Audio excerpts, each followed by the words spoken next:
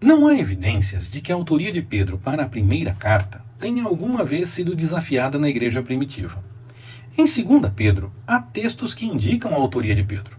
O autor se identifica como Simão Pedro, 1:1. Ele alega ter estado com Cristo no Monte da Transfiguração, 1:16-18.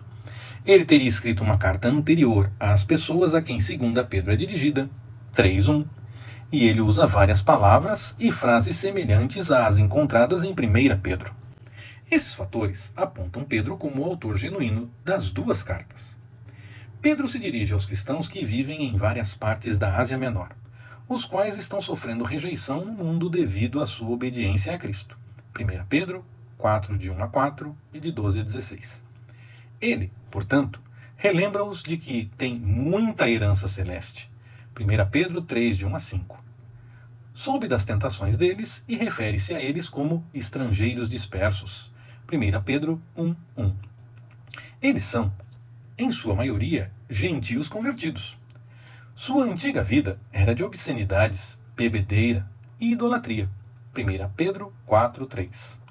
Os compatriotas deles estão surpresos por eles agora viverem de maneira diferente. 1 Pedro 4:4. Embora sofrer seja a ardente prova, 1 Pedro 4:12, aparentemente não há a vinculação do martírio. Além do mais, a perseguição neste momento histórico ainda é normalmente a exceção. 1 Pedro 3:13-14 e 4:16.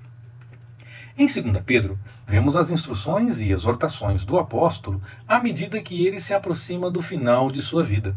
2 Pedro 1:1 e de 12-15.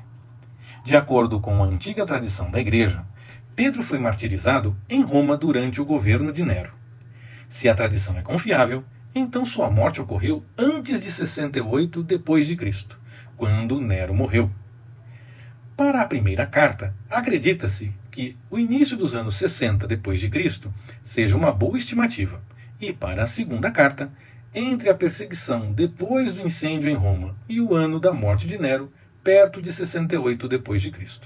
Assim, as duas cartas devem mesmo ter como data anos entre 60 e 68.